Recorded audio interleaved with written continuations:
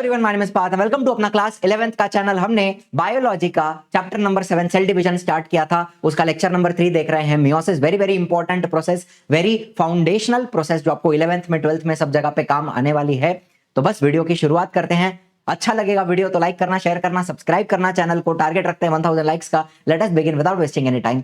चलिए, मियोसिस क्या होने वाला है 10th में भी हमने पढ़ा है कुछ बातें। अगर आपने मेरा वीडियो देखा या कहीं और से पढ़ा है तो आपको बेसिक आइडिया तो होगा, लेकिन वही चीज थोड़ा एक्स्ट्रा डिटेल में जाके अच्छे से हम यहां पे पढ़ने वाले हैं, राइट। तो मियोसिस में it takes place only in the reproductive cells during the formation of gametes. अगर मैं इस टॉपिक को आपके 10th स्टैंडर्ड से कनेक्ट करूं तो आपने 10th में पढ़ा था कि टेस्टिस के अंदर सेमिनिफेरस ट्यूब्यूल्स होते हैं और उसके अंदर जर्माइनल एपिथेलियम ये सेल्स होते हैं, राइट, जिनको मैं जर्म सेल्स भी कह सकता हूं या फिर रिप्रोडक्टिव सेल्स भी कह सकता हूं। और ये जो सेल्स हैं जर्माइनल एपिथेलियम, ये लोग मियोसिस करते हैं और क्या बनाते हैं, गैमीट बनाते हैं। और कौन से गैमीट की बात कर रहा हूं, स्पर्म की बात कर रहा हूं, राइट। अगर मैं यही टेस्टिस वाला एग्जांपल लूं, ठीक है, तो अब मुझे बताओ, यहां पर ये जो जर्माइनल एपिथेलियम के सेल्स हैं ये रिप्रोडक्टिव सेल्स हैं, ये मियोसिस करके गैमेट बनाते हैं यानी कि स्पर्म बनाते हैं। सिंपल एग्जांपल आपको समझ में आ गया। दूसरी बात, यहां पर क्रोमोसोम का नंबर हाफ हो जाएगा। The number of chromosome is reduced to half, hence it is also called as reductional division. इसी एग्जांपल को कंटिन्यू करते हुए जर्माइनल एपिथेलियम डिप्लॉयड होता है 2n, ठीक है। इंसान की बात करूं तो इसमें टोटल 46 क्रोमोसोम होंगे, ठीक है। मियोसिस होने के बाद रिडक्शनल डिवीजन होगा, क्रोमोसोम का नंबर हाफ हो जाएगा, तो गैमेट यानी कि स्पर्म हैप्लॉइड होता है, हैप्लॉइड, ठीक है। जर्माइनल एपिथेलियम कैसा था, डिप्लॉइड। एंड ये जो स्पर्म होगा इसके अंदर 23 क्रोमोसोम्स आएंगे। तो यहां पे क्रोमोसोम का नंबर क्या हो जाता है, हाफ होता है। इसको कहते हैं reductional division. The cells in which meiosis takes place they are also called as meiocytes. मतलब यही जर्माइनल एपिथेलियम के सेल्स को मैं मियोसाइट्स भी कह सकता हूं। मेरा पेन गिर गया। रिप्रोडक्टिव सेल्स तो कहता ही हूं, उनको मैं मियोसाइट्स भी कह सकता हूं। मतलब जो सेल मियोसिस करते हैं उनको मियोसाइट्स भी कहा जाता है, ठीक है। Meiosis produces 4 haploid daughter cells from 1 diploid parent cell. ये कैसे होता है ये भी आपको बताऊंगा, लेकिन एक सेल से आपको बेसिकली 4 हैप्लॉइड डॉटर सेल मिलने वाले हैं इस प्रकार से, ठीक है। ये आपका 2n रहेगा, ये n n n n। एक डिप्लॉइड पेरेंट सेल से 4 हैप्लॉइड डॉटर सेल यहां पे बनते हैं। कैसे बनते हैं, क्या होता है, वो पूरा आपको बताऊंगा आगे। चलो, अभी हमने पहले लेक्चर में ये कहानी देखी थी। ये आपका पूरा सेल साइकिल है ना, जिसमें एम फेज होता है, ये आपका डिवीजन का फेज है। थोड़ा सा रिवीजन यहां पे करा दूंगा। डिवीजन का फेज होता है, फिर ये G1 S G2 ये सब कुछ क्या होता है, इंटरफेज में आता है, राइट।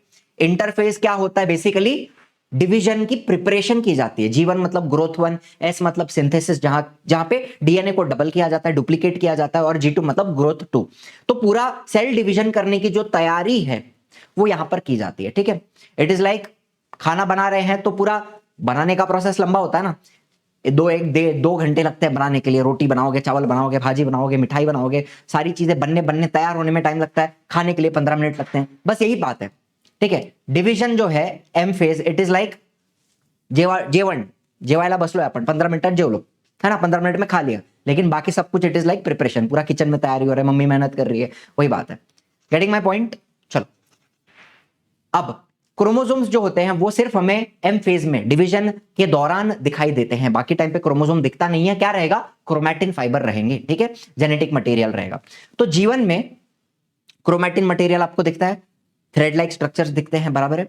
एंड उस क्रोमैटिन के अमाउंट को, क्रोमैटिन कितना है उसका जो अमाउंट है उसको मैं कहता हूं 2C, because it is a diploid cell.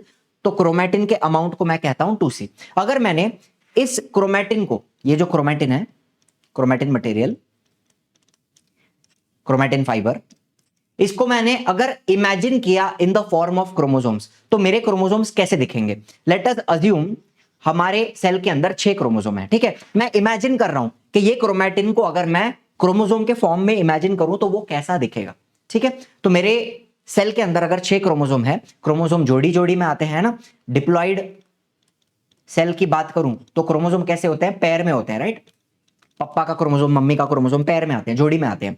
तो आपको यहाँ पे 3 जोड़ी दिखाई देंगी, जिसमें से जो रेड वाले हैं वो पापा का सेट है, पापा का सेट, और जो ब्लू वाले हैं वो मम्मी का सेट है, बराबर है। तो इस तरीके से मेरे को सिंगल सिंगल क्रोमोसोम दिखाई देंगे। फिर एस फेज में क्या होता है, डीएनए डबल हो जाता है, ठीक है। 3 पैर दिख रहे हैं, ये पापा का सेट है पूरा रेड वाला, और ये मम्मी का सेट है पूरा ब्लू वाला, ठीक है। अब एस फेज में क्या होगा, डीएनए डबल हो जाएगा, ठीक है। तो मुझे बताओ, पहले वो 2C था, 2C से वो कितना हो गया, 4C हो गया। डीएनए का अमाउंट डबल हुआ, क्रोमैटिन का अमाउंट डबल हुआ। फिर G2 में देखो, एस में क्या हुआ, DNA amount is doubled. G2 में कितना क्रोमैटिन है, क्रोमैटिन का अमाउंट कितना है, 4C है, राइट, डबल हो गया क्रोमैटिन। तो अब यहां पे अगर मैं क्रोमोसोम्स को इमेजिन करूं तो मुझे क्रोमोसोम्स कैसे दिखाई देंगे, 6 ही क्रोमोसोम है, ठीक है। लेकिन अब हर एक क्रोमोसोम अपने साथ एक कॉपी लेके, क्रोमोसोम अपनी एक कॉपी बनाकर साथ में सेंट्रोमियर पे जुड़ा हुआ दिखेगा इस प्रकार से। मुझे बताओ, ये जो बीच का पार्ट है, this is nothing but the centromere, ठीक है। हर एक क्रोमोसोम अपनी एक कॉपी बनाकर इस तरीके से सेंट्रोमियर पे जुड़ा हुआ दिखाई देगा, इस तरीके से। अभी भी आपको पता है कितने क्रोमोसोम है, अभी भी 6 क्रोमोसोम ही है, 6 क्रोमोसोम, ठीक है। अभी भी 3 पेयर्स ही हैं। ये पूरा सिंगल क्रोमोसोम है, सिंगल, ये पूरा सिंगल है, ये पूरा सिंगल है, ठीक है। मुझे बताओ, रेड वाले पापा का सेट है, ब्लू वाले मम्मी का सेट है। आर यू अंडरस्टैंडिंग, ठीक है। अभी भी वो डिप्लॉयड सेल ही है, जैसे पहले वो 2n था तो अभी भी वो 2n ही है।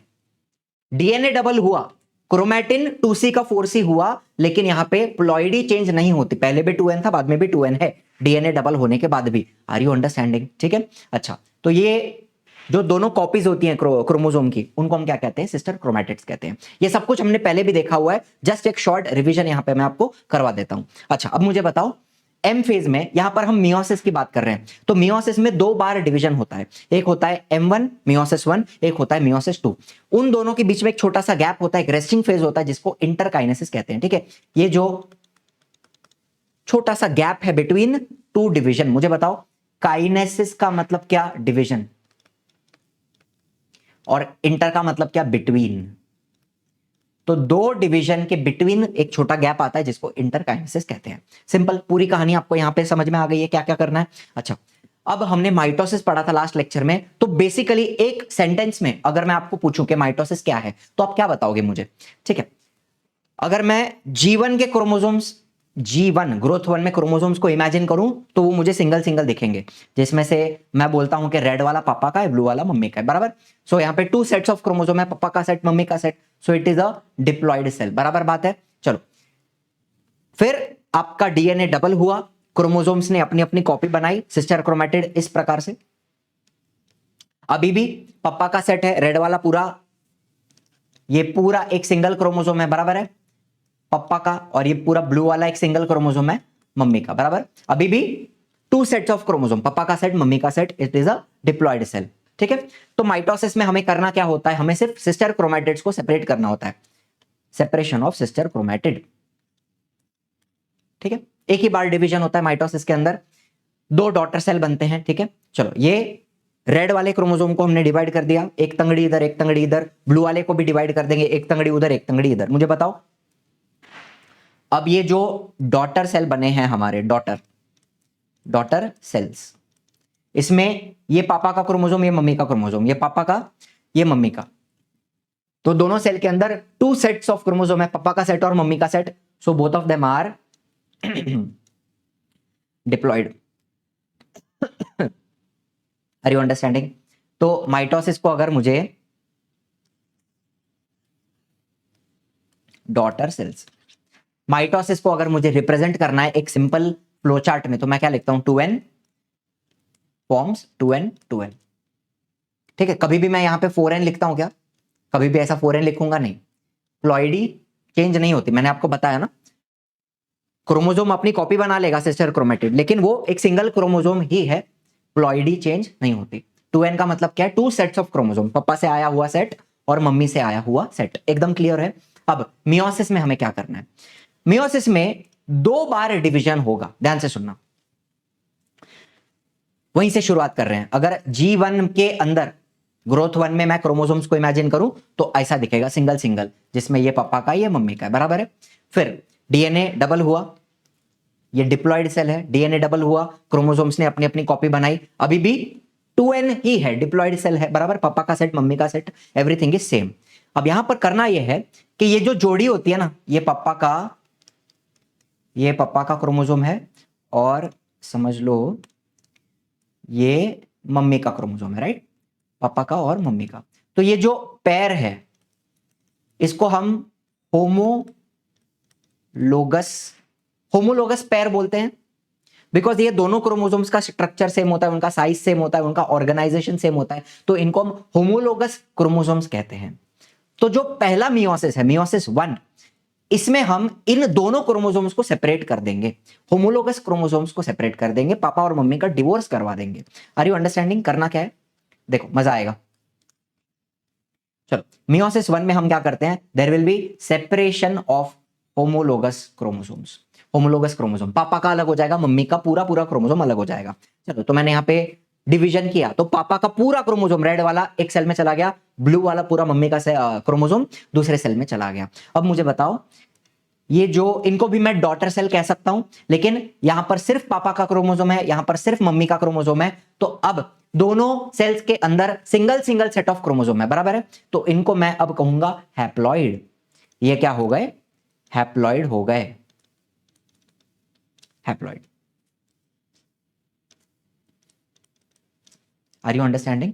तो जो पहला डिवीजन है उसमें हमने होमोलोगस क्रोमोसोम को सेपरेट कर दिया, तो यहीं पे प्लॉइडी चेंज हो गई, 2n का, चलो रिप्रेजेंट अगर करना है तो 2n का क्या हुआ, n हो गया पहले डिवीजन में, ठीक है। ये क्या था, M1, मियोसिस 1।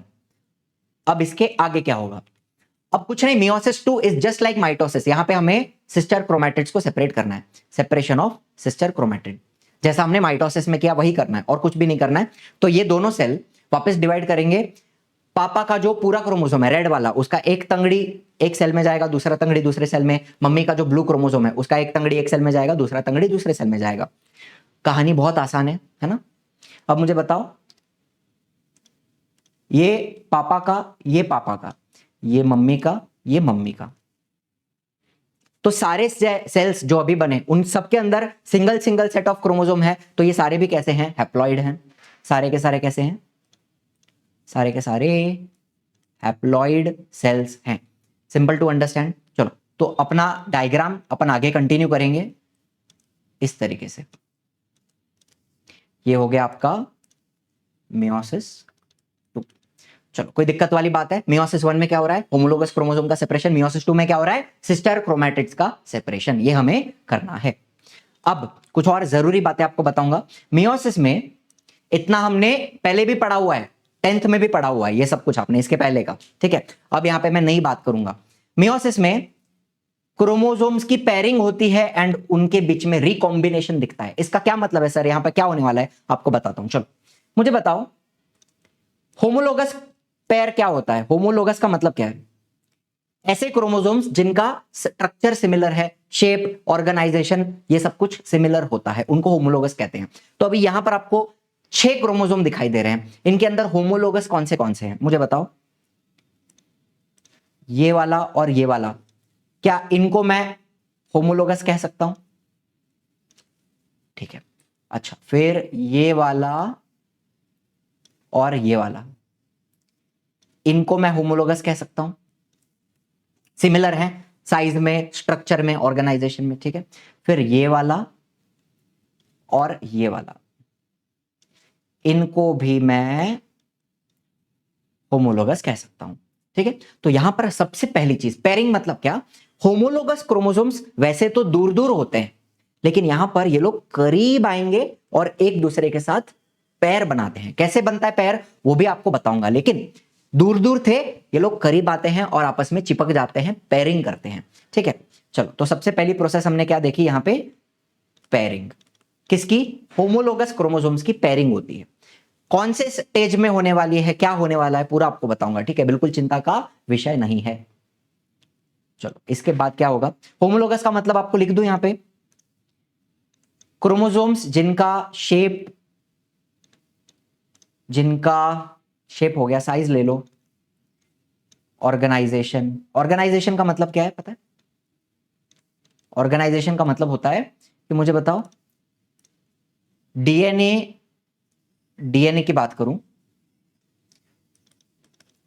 तो डीएनए के कुछ स्पेसिफिक फंक्शनल सेगमेंट्स, उनको हम जीन्स कहते हैं, ठीक है। इसी डीएनए को लपेट के क्रोमैटिन बनता है, क्रोमैटिन को लपेट के क्रोमोसोम बनता है। तो कैन वी से क्रोमोसोम के भी ऊपर, चलो अलग कलर में दिखाता हूं, क्रोमोसोम के भी ऊपर कुछ कुछ जीन्स होंगे, तो उन जीन्स का पोजीशन भी सेम होता है। जैसे कि चलो यहां पे एक जीन बनाया, यहां पे एक जीन बनाया, ऐसे बता रहा हूं, यहां पे भी रहेगा, यहां पे भी रहेगा, यहां पे भी रहेगा, यहां पे भी रहेगा। तो जीन्स की पोजीशन सेम होती है क्रोमोसोम्स के ऊपर, इसको ऑर्गेनाइजेशन कहते हैं, ठीक है। तो इनको हम होमोलोगस क्रोमोसोम कहेंगे, जिनका शेप, साइज एंड जीन्स का अरेंजमेंट, ऑर्गेनाइजेशन सेम होता है। They are called as homologous chromosomes. Get the point? बहुत ही सिंपल बात आपको मैंने यहां पे बताई। चलो अभी देखो, ठीक है, पेयरिंग होने के बाद, चलो मान लेते हैं पेयरिंग हो गई। अब नीचे का एनिमेशन रुक जाओ, बताता हूं, एक्सप्लेन करता हूं।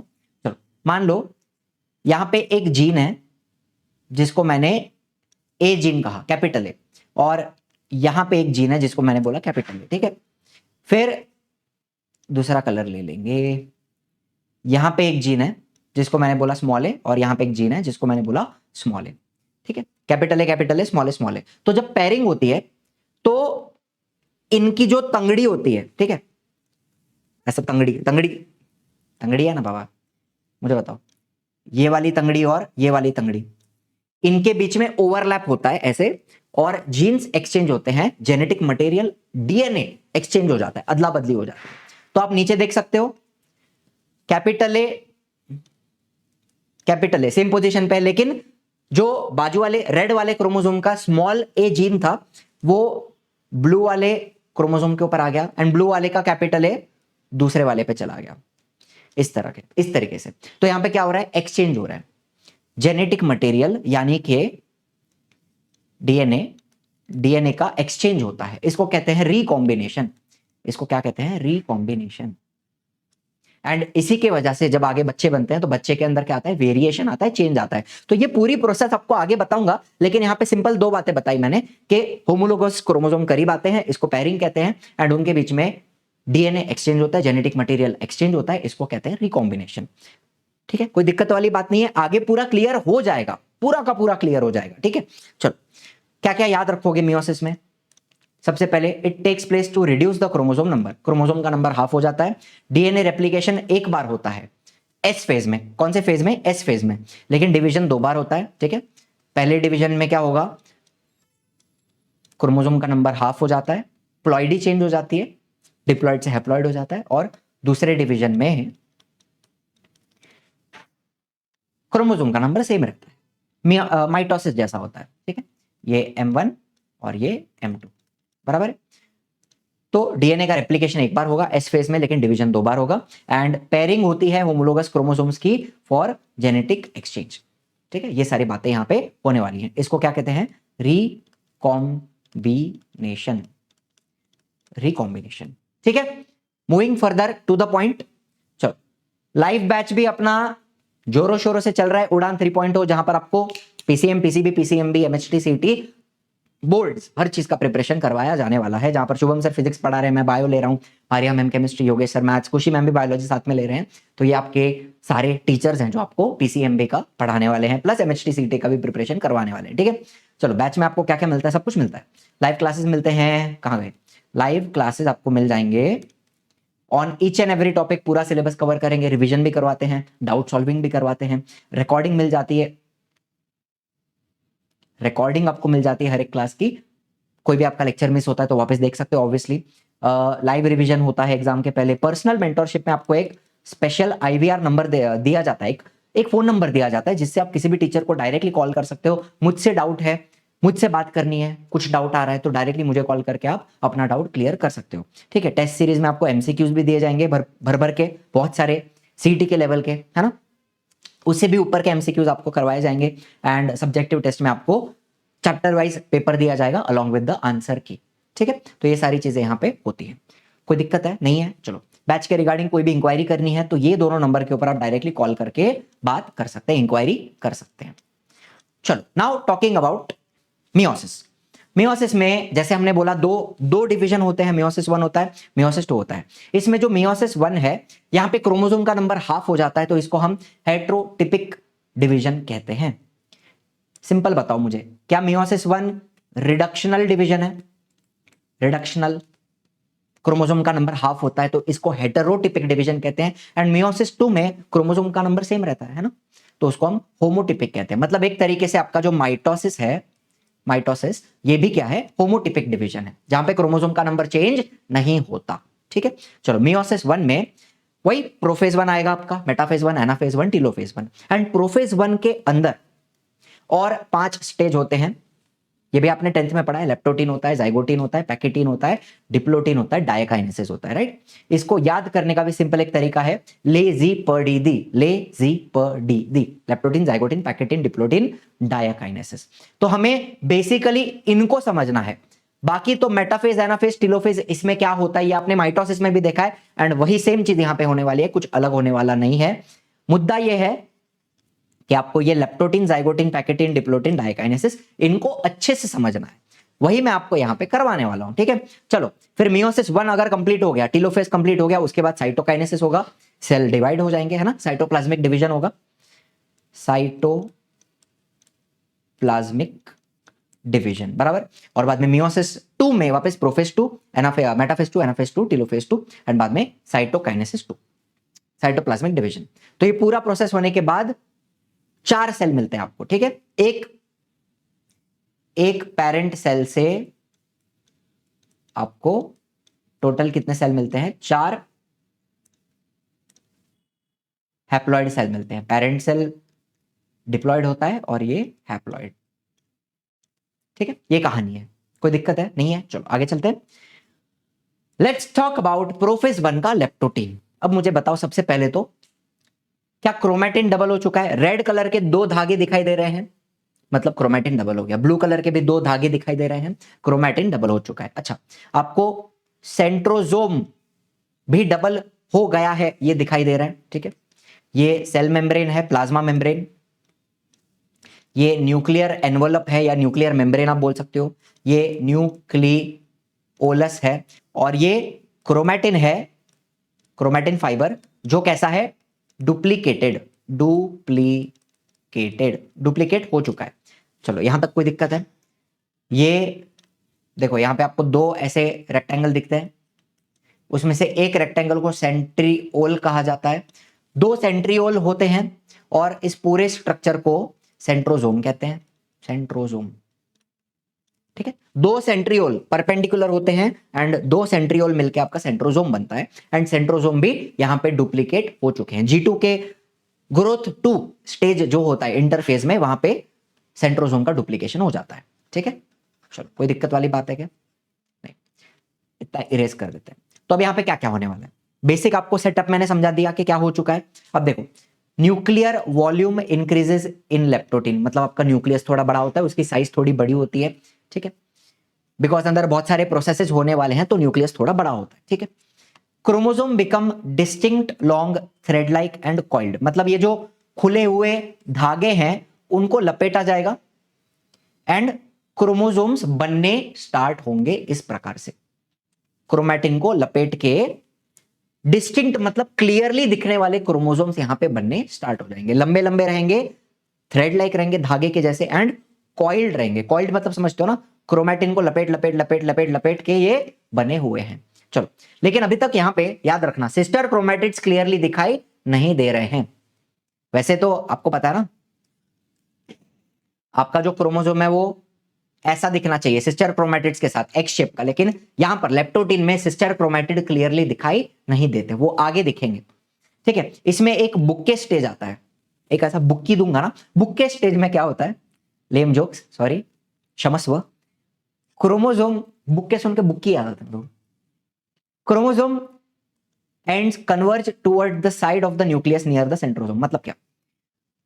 देखो इधर क्या हो रहा है, क्रोमोसोम के जो एंड्स होते हैं उनको टीलोमियर कहा जाता है। आपको बताता हूं, समझ लो ये आपका क्रोमोसोम है ऐसा, ठीक है, ये क्रोमोसोम बना है ऐसा, ठीक है, बना दिया, सिंपल बनाते हैं, ऐसा बनाते हैं, ठीक है।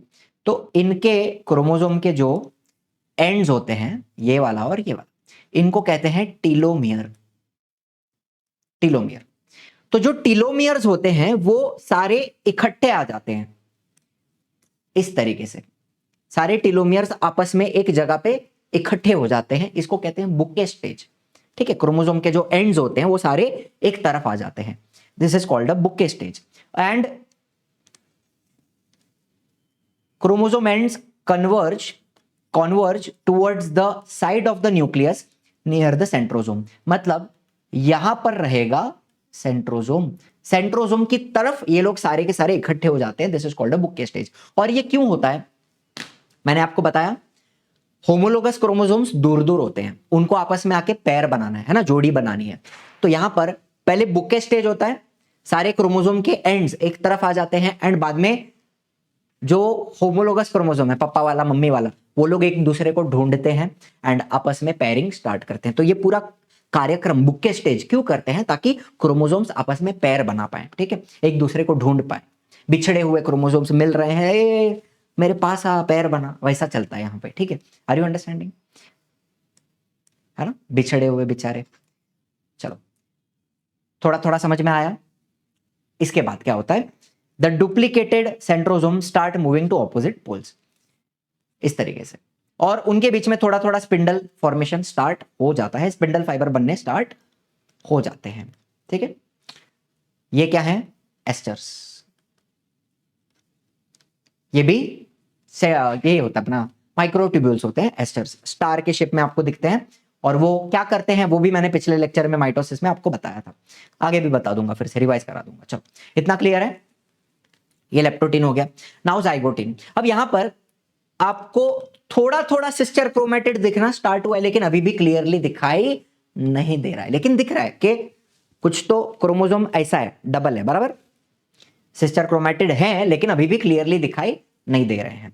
जाइगोटीन में पेयरिंग हो जाती है, इसको हम कहते हैं सिनेप्सिस। इंटीमेट, इंटीमेट मतलब एकदम करीब, एकदम करीब आ जाते हैं, intimate pairing of homologous chromosomes. देखो ओहो, इस तरीके से पेयरिंग हो जाती है।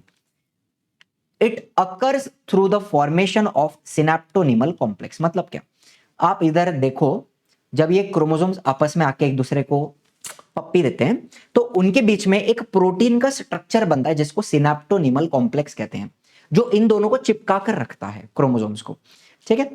तो दोनों होमोलोगस क्रोमोसोम्स आपस में आके चिपकते हैं, पेयरिंग करते हैं, इसको कहते हैं synapsis. The process is called as synapsis, and बीच में क्या बनता है, प्रोटीन का एक स्ट्रक्चर बनता है जिसको सिनेप्टोनिमल कॉम्प्लेक्स कहते हैं। It is like a cement, दोनों को पकड़ के रखता है। सिंपल कहानी समझ में आई। फिर each homologous pair has one maternal and one paternal chromosome, मतलब हर एक जो जोड़ी बनती है उसमें एक पप्पा का होता है और एक मम्मी का क्रोमोसोम होता है, ये तो मैंने आपको पहले भी बताया हुआ है, ठीक है। मैटरनल मतलब मम्मी का, पैटर्नल मतलब पप्पा का, हो गया जाइगोटिन। चलो अगर एक सिंगल वर्ड में डिफाइन करना है कि लेप्टोटीन में क्या हुआ, तो वहां पे क्या हुआ, कॉइलिंग हुई, क्रोमोसोम्स का फॉर्मेशन हुआ, ठीक है। जाइगोटिन में क्या हुआ, सिनेप्सिस, करीब आए। अब पैकेटिन की बात करूंगा, तो पैकेटिन में सबसे पहले तो आपको सिस्टर क्रोमेटिड क्लियरली दिखने स्टार्ट होंगे यहां पर। Each homologous chromosome has 2 chromatids, and वो इस पॉइंट पे क्लियरली दिखने लगते हैं, ठीक है। टेट्राड्स, इसको हम टेट्राड कहते हैं। 4 क्रोमेटिड्स, 4 कैसा हुआ, 2 पापा का 2 मम्मी का, ऐसा है ना, ऐसा 2 पापा का 2 मम्मी का, तो 4 क्रोमेटिड्स दिखते हैं, 4 क्रोमेटिड, इनको हम कहते हैं tetrad. Tetrad becomes clearly visible, यहां पर आपको सिस्टर क्रोमेटिड क्लियरली दिखेंगे पैकेटिन में। अच्छा, और यहां पर थोड़ा थोड़ा क्या होता है ना, होमोलोगस क्रोमोसोम स्टार्ट सेपरेटिंग, थोड़ा सा दूर जाना स्टार्ट करते हैं, बट स्टे कनेक्टेड एट कायस्माटा। क्या होता है बताता हूं, क्रोमोसोम थोड़े थोड़े दूर जाते हैं, लेकिन कुछ कुछ पॉइंट्स पे ये लोग चिपके हुए रहते हैं, एंड आपको यहां पर ऐसा एक एक्स शेप दिख रहा है, ये एक्स शेप, ज्यादा एक्स हो गया, हाँ, ये जो एक्स शेप बनता है ओवरलैपिंग से, इस एक्स शेप पॉइंट को कहते हैं कायजमा, कायजमा भी कह सकते हो या फिर कायजमाता, कायजमाता भी कह सकते हो, ठीक है। क्रोमोसोम थोड़े थोड़े दूर जाते हैं लेकिन कुछ कुछ पॉइंट्स पे ये लोग अटैच रहते हैं और वो एक्स शेप का पॉइंट दिखता है, ऐसा ओवरलैप, उसको कहते हैं कायजमाटा। कोई दिक्कत वाली बात है? सिनेप्सिस क्या होता है? पेयरिंग, सिनेप्टोनिमल कॉम्प्लेक्स बनता है, चिपक जाते हैं, फिर थोड़ा थोड़ा दूर जाते हैं लेकिन कुछ कुछ पॉइंट्स पे अटैच हो जाते हैं, चिपक जाते हैं, उन पॉइंट्स को कहते हैं कायजमाटा। गेस करो उधर क्या होगा? ये जो ओवरलैप बना वहीं पे डीएनए एक्सचेंज होगा, रिकॉम्बिनेशन होने वाला है। कोई बहुत बड़ी बात है क्या? रॉकेट साइंस है क्या? नहीं है, सिंपल बात है ना। थोड़ा कॉमन सेंस लगाओगे तो आपको आराम से समझ में आ जाएगा कि क्या होने वाला है। ठीक, चलो यहां पे होगा crossing over, recombination. The chromatids break at chiasmata, chromatids टूटते हैं, लिटरली टूट जाते हैं, एंड उनका जो डीएनए है वो क्या होता है? एक्सचेंज हो जाता है। The broken segments are exchanged, chromatid टूटा, उसमें से डीएनए निकला एंड एक्सचेंज हो जाएगा। The broken segments are exchange between non sister chromatid of homologous chromosome. म्हणजे काय? नॉन सिस्टर म्हणजे काय? आता बघा, ये पप्पा का क्रोमोसोम है और ये ऐसा आई का क्रोमोसोम है, ठीक है। ओवरलैप हो रहा है, कायजमाटा, थोड़ा सा समझ के लो। मुझे बताओ, ये वाला और ये वाला, ये दोनों बहिणी आहेत, सिस्टर हैं। ये वाला और ये वाला, ये लोग भी सिस्टर हैं, सिस्टर क्रोमैटिड्स। लेकिन पापा का एक तंगड़ी और मम्मी का एक तंगड़ी, ये तो आपस में बहन नहीं है ना, तो इनको क्या कहूंगा? Non sister. तो ये जो रिकॉम्बिनेशन होता है वो किसके बीच में होता है? नॉन सिस्टर क्रोमैटिड्स, पापा का एक तंगड़ी और मम्मी का एक तंगड़ी, इनके बीच में एक्सचेंज हो रहा है। नॉन सिस्टर क्रोमैटिड्स के बीच में ये एक्सचेंज होता है, रिकॉम्बिनेशन होता है। कोई बहुत बड़ी बात है नहीं है, सिंपल है। चलो, एक्सचेंज होने के बाद ये कैसा दिखेगा? इस प्रकार से दिखाई देगा आपको। देखो, एक्सचेंज हो गया, जेनेटिक एक्सचेंज हो गया, रिकॉम्बिनेशन हो गया, कार्यक्रम हो गया। लेप्टोटीन में कॉइलिंग हुआ क्रोमैटिन का, क्रोमोसोम का फॉर्मेशन हुआ, thin thread like long coiled chromosome दिख रहे थे। फिर जाइगोटिन में करीब आए, सिनेप्टोनिमल कॉम्प्लेक्स बना, सिनेप्सिस हुआ, ठीक है। पैकेटिन में थोड़े थोड़े दूर गए लेकिन कुछ पॉइंट्स पे अटैच रह गए, उन पॉइंट्स को हमने कायजमाटा बोला। उधर हुआ genetic exchange between non sister chromatids. अब कार्यक्रम हो गया ना, क्रॉसिंग ओवर हो गया, इसको क्या कहते हैं? Crossing over. यही तो पूरा मेन आइटम है, यही तो करने के लिए इतना सारा हमने, क्या बोलते हैं, इतना रामायण पूरा महाभारत हमने किया, ये करने के लिए, क्रॉसिंग ओवर करने के लिए, रिकॉम्बिनेशन करने के लिए। अब कार्यक्रम होने के बाद झालं ना, आता अभी दूर जाने का एक दूसरे से हो गया, आए करीब आए, पप्पी दिया, चलो separate. The chiasmata formed in pachytene become clearly visible in diplotene. जो कायजमाटा वहां बना था पैकेटिन में, वो यहां पे क्लियर दिखेगा। व्हाई? बिकॉज यहां पर homologous chromosome start repelling each other, एक दूसरे से दूर जाते हैं। इनके बीच का जो सिनेप्टोनिमल कॉम्प्लेक्स है वो यहां पर ब्रेकडाउन होने लगता है ड्यूरिंग दिस स्टेज, डिसअपियर हो जाता है एंड ये लोग दूर जाते हैं। तो ये जो कायजमाटा है वो ज्यादा क्लियरली दिखाई देगा। पहले वो ऐसा था, ऐसा ऐसा कायजमाटा था, लेकिन जैसे ये लोग दूर जाएंगे तो ये जो एक्स है वो ज्यादा क्लियरली दिखाई देगा, कायजमाटा क्लियरली दिखता है, एंड क्रोमोसोम दूर जाते हैं, इसको कहते हैं डी सिनेप्सिस। कोई बहुत बड़ी बात है? सिनेप्सिस किस में हुआ? जाइगोटिन में। डिप्लोटिन में क्या हुआ? D synapses. बहुत सिंपल। चलो दूसरी बात, और कुछ बचा? सिनेप्टोनिमल कॉम्प्लेक्स जो था प्रोटीन का स्ट्रक्चर, वो यहां पे डिसअपियर हो जाएगा। चलो लास्ट डाइकाइनेसिस पे आ जाते हैं।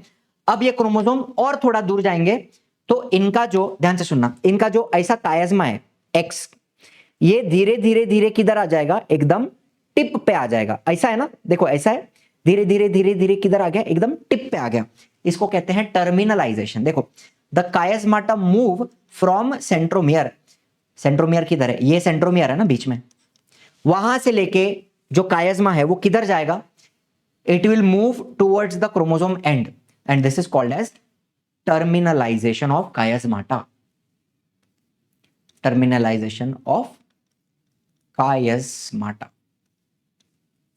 कायस्माटा सेंट्रोमियर की तरफ होता है, वहां से वो धीरे धीरे किधर आ जाता है, एकदम एंड पे आ जाता है, टर्मिनलाइजेशन। बस इसके बाद क्या करना है हमें, the terminal chiasmata will remain as it is until metaphase, metaphase तक ये ऐसा ही रहेगा, अभी इससे ज्यादा दूर नहीं जाने वाला है, एकदम टिप पे आ चुका है, बराबर। The nucleolus will disappear and nuclear membrane start to break down, एकदम जो प्रोफेज में नॉर्मली होता है, माइटोसिस में भी होता है ना कि न्यूक्लियर मेम्ब्रेन गायब हो रही है, न्यूक्लियोलस गायब हो रहा है, ये सब कुछ यहां पे स्टार्ट हो जाएगा। Spindle fibre begin to form in the cytoplasm. चलो मैंने,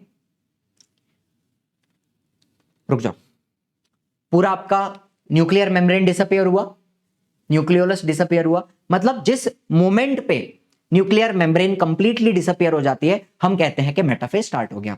सो disappearance of nuclear membrane, it is the last event of prophase and first event of metaphase, ये मैंने आपको पिछले लेक्चर में भी बताया था, ठीक है। चलो तो मुझे एक बात बताओ, सेंट्रोजोम जो है, सेंट्रियोल्स जो हैं वो ऐसे ऑपोजिट पोल पे पहुंच गए हैं, एस्टर निकलते हैं उनमें से, एस्टर क्या करते हैं, होल्ड करने का काम करते हैं, ठीक है, पकड़ के रखते हैं ताकि जो पूरा सेपरेशन का पार्ट है वो हो पाए। एस्टर्स क्या करते हैं, होल्ड करते हैं ऐसे, ठीक है। और फिर यहां से स्पिंडल फाइबर फॉर्म होता है ऐसे, सेंट्रोमियर पे जाके अटैच होगा, काइनेटोकोर होता है, प्रोटीन्स होते हैं, वहां पे जाके ये स्पिंडल फाइबर अटैच हो जाएंगे, ठीक है। चलो फिर मेटाफेज में क्या होता है, सारे जो क्रोमोसोम्स हैं उनको हम इक्वेटोरियल प्लेन पे अरेंज करते हैं। द टेट्राड समझते हो ना, 4 क्रोमेटिड, उनको टेट्राड कहते हैं, align on the equatorial plate या फिर इक्वेटोरियल प्लेन या फिर मेटाफेज प्लेट भी कह सकते हो, या फिर इक्वेटर काय तुमचं हे बघा, इक्वेटर बोलो, इक्वेटोरियल प्लेन बोलो, प्लेट बोलो, मेटाफेज प्लेट बोलो, सब सेम चीज है, मेटाफेज प्लेट सगळं सेम है, बराबर है। तो क्रोमोसोम्स अलाइन हो जाते हैं, जिसमें मुझे एक बात बताओ, इनका अरेंजमेंट कैसा है, इनका जो सेंट्रोमियर है, सेंट्रोमियर वो पोल की तरफ है, ये पोल है ना, सेंट्रोमियर का डायरेक्शन किधर है, पोल की तरफ, और इनके जो आर्म्स हैं, हाथ, वो किधर है, इक्वेटर की तरफ है, बराबर, ये आपका इक्वेटर है, इक्वेटर। तो centromere towards the pole, arms equator की तरफ रहेंगे, बराबर, इस तरीके से अरेंजमेंट होगी। एंड बाद में क्या करना है, the microtubules from the opposite pole attach to the kinetochore of homologous chromosome. Microtubule मतलब क्या, spindle, spindle fibres, spindle fibre आएंगे, ऊपर से आएगा, नीचे से आएगा, एंड काइनेटोकोर के ऊपर अटैच हो जाएंगे, इस तरीके से मेटाफेज समाप्त हुआ। अब आएगा एनाफेज, सेपरेशन करना है यहाँ पे, the homologous chromosomes separate while the sister chromatid remain associated at the centromere। देखो सिस्टर क्रोमैटिड्स अभी भी अटैच्ड है ना, सिर्फ हमने होमोलोगस क्रोमोसोम्स को सेपरेट किया, इस प्रोसेस को कहते हैं डिसजंक्शन। डिसजंक्शन मतलब होमोलोगस क्रोमोसोम्स का सेपरेशन हुआ, सिस्टर क्रोमैटिड अभी भी अटैच्ड है, ठीक है। फिर एनाफेज के बाद आता है आपका टीलोफेज, जहां पे जो होमोलोगस क्रोमोसोम्स है वो ऑपोजिट पोल पे पहुंच चुके हैं, the nuclear membrane, nucleolus reappear हो जाएंगे, न्यूक्लियोलस भी वापस आ जाएगा, न्यूक्लियर मेम्ब्रेन भी वापस आ जाएगी, cytokinesis follows and this is called as the dyad of cell. Telophase के बाद साइटोकाइनेसिस होके 2 सेल बन जाएंगे, इनको हम कहेंगे डायड। डायड मतलब क्या, 2, ठीक है, 2 cells, dyad of cells. In many cases the chromosomes do undergo some dispersion, मतलब आपका ये क्रोमोसोम है वो थोड़ा थोड़ा खुल जाएगा, उसका जो क्रोमैटिक मटेरियल है थोड़ा थोड़ा खुल जाता है। डिस्पर्जन मतलब क्या, डीकंडेंसेशन। कंडेंसेशन मतलब क्या, लपेटना, राइट। तो यहां पे क्या होगा, डिस्पर्जन मतलब डीकंडेंसेशन बोलूं या फिर अनकॉइलिंग बोलूंगा तो भी आपको समझ में आएगा। अनकॉइलिंग होती है, थोड़ी सी अनकॉइलिंग होती है, बहुत ज्यादा नहीं, बिकॉज अभी भी आगे डिवीजन, एक और डिवीजन करना है, मियोसिस 2 भी करना है ना, तो यहां पे थोड़ी सी अनकॉइलिंग होती है, बहुत ज्यादा नहीं होती, ठीक है। But they do not reach the extremely extended state of interface nucleus, मतलब पूरा नहीं खुल जाएगा, जैसा इंटरफेस में पूरा क्रोमैटिन मटेरियल खुला हुआ होता है ना, उतना नहीं खुलता, थोड़ा सा अनकॉइलिंग होता है, बस इतना ही। ठीक है, the stage between the two meiotic division is called as interkinesis and is generally very short. छोटा सा फेज होता है, थोड़ा सा ये लोग आराम करते हैं, अगले डिवीजन की थोड़ी सी तैयारी करते हैं और तुरंत मियोसिस 2 स्टार्ट हो जाएगा। ठीक है, चलो, there is no replication of DNA during interkinesis. DNA replication एक ही बार होता है ना, किधर होता है, एस फेज में होता है ना, उसके बाद वापस होता नहीं है। चलो, मियोसिस 2 बहुत ही सिंपल है, करना कुछ नहीं है, करना क्या है, separation of sister chromatids, that's it, इतना ही करना, और कुछ नहीं करना है। चलो, तो प्रोफेज की बात करूं, प्रोफेज में क्या करना होता है बताओ मेरे को। न्यूक्लियर मेम्ब्रेन को आप डिसअपियर करो, न्यूक्लियोलस को आप डिसअपियर करो। ठीक है,